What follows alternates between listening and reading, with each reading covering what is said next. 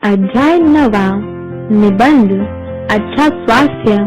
हमारे घर में कई सारे लोग हैं और सबसे अधिक प्रिय मुझे मेरे दादाजी हैं। हमारे दादाजी 80 वर्ष की आयु में भी ऐसे लगते हैं जैसे उन्होंने अभी 55-60 वर्ष ही पूरे किए हों। उनके सभी दांत चमचमाते हुए हैं। केवल अखबार पढ़ते समय चश्मा लगाते हैं। वे बहुत दूर तक भी साफ देख पाते हैं। 2-3 किलोमीटर तक नित्य पैदल टहल कर आते हैं। कभी हमने उन्हें बीमार पड़ते अथवा दवा खाते नहीं देखा। मेरा मित्र अजय ने मेरी बात ध्यान से सुनी और बोला, तुम्हारे दादाजी के अच्छे स्वास्थ्य का रहस्य क्या है? मैंने कहा, इस बात का ठीक उत्तर तो दादाजी ही दे सकते हैं। आओ उन्हीं के पास चलकर उनसे पूछें। दादाजी अभी टहलकर आए थे। वे कोई गीत गुनगुनाते हुए बरामदे में पड़ी एक कुर्सी पर ही बैठ गए। तभी हम उनके पास गए और एक टिपाई पर बैठ गए। दादाजी ने मुस्कुराकर हमारी ओर देखा और पूछा, क्या बात है, आज तुम लोग यहाँ आकर चुपचाप क्यों बैठ गए? मैंने कहा, दादाजी, यह मेरा मित्र अजय है। इसे यह सुनकर आश्चर्य हुआ है कि आपकी उम्र 80 वर्ष है। यह जानना चाहता है कि आपके इस अच्छे स्वास्थ्य का रहस्य क्या है।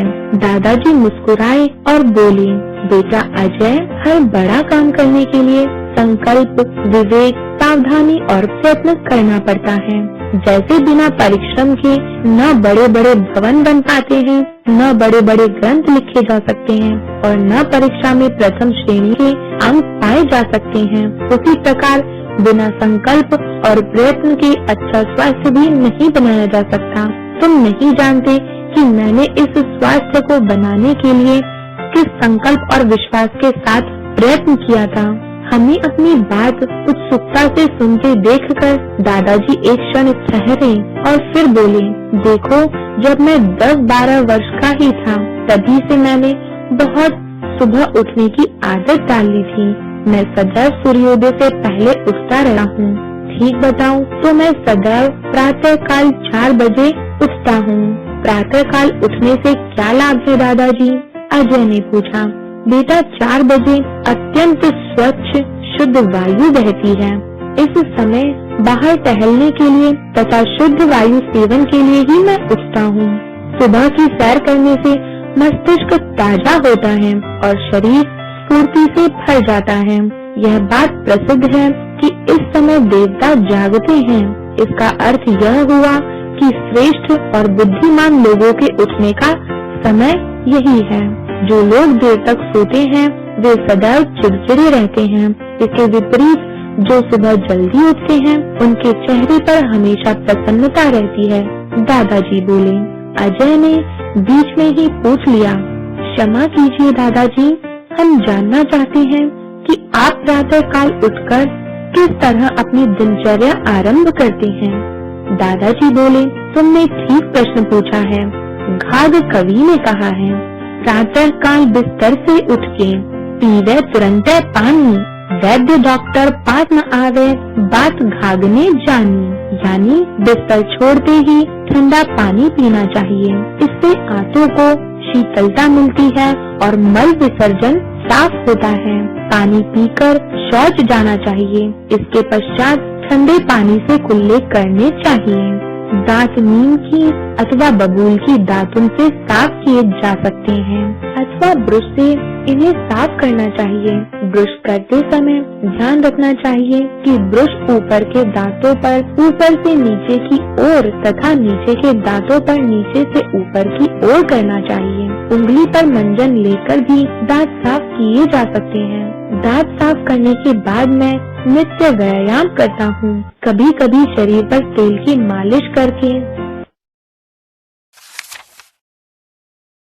उसे खूब रगड़ता हूँ और कुछ देर धूप में बैठता हूँ। मालिश करके धूप में कुछ देर बैठने को सूर्य स्नान करना कहते हैं। इससे हमारे शरीर को बहुत लाभ होते हैं और उसे सहज ही विटामिन डी मिल जाता है।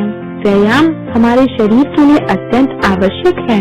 आवश्यक नहीं कि व्यायाम 1 या 2 घंटे तक ही किया जाए। जितना भी हमारे पास समय हो व्यायाम किया जा सकता है। अच्छा यह रहता है कि व्यायाम करने में नियमितता बरती जाए। किसी भी दिन आलस्य या प्रमाद करना अच्छा नहीं है। व्यायाम करने के पश्चात मैं कुछ देर तक शरीर को ठंडा होने देता हूँ, क्योंकि व्यायाम करने से शरीर गर्म हो जाता है और इस समय एकदम ठंडे पानी से स्नान करना अच्छा नहीं रहता। कुछ देर बाद मैं ठंडे पानी से स्नान करता हूँ।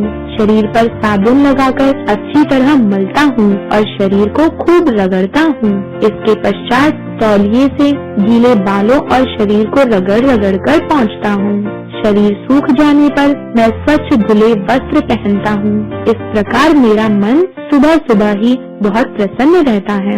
स्नान करने के पश्चात मैं हल्का नाश्ता करता हूँ और तब अपने काम पर चल देता हूँ। अजय ने फिर पूछा, दादाजी काम से लौटने पर संध्या समय भी तो आप कुछ स्वास्थ्य के नियमों का पालन करते ही होंगे। दादाजी ने हंसकर कहा, हाँ बेटा, हमें खान पान में भी सावधानी बरतनी चाहिए। मैं खाने पीने में भी बहुत सावधानी बरतता हूँ। मैं अधिकतर खाने में कम चिकनाई वाला सादा भोजन लेता हूँ। साथ में मैं फल और दूध का सेवन करता हूँ।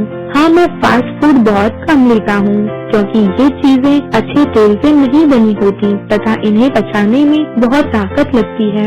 हरी सब्जियों का सेवन भी स्वास्थ्य के लिए लाभकारी होता है। घर का बना भोजन पौष्टिक भी होता है। अरे, मुख्य बात तो मैं भूल ही गया। हाँ, भोजन सदैव समय पर ही करना चाहिए। दादाजी को तभी कोई बुलाने आ गया। वे यह कहते हुए उठकर चल दिए। कभी फिर विस्तार से इसी बात पर चर्चा करूँगा। इस समय तो मुझे पंडित ब्रजभूषण जी बुलाने आ गए हैं।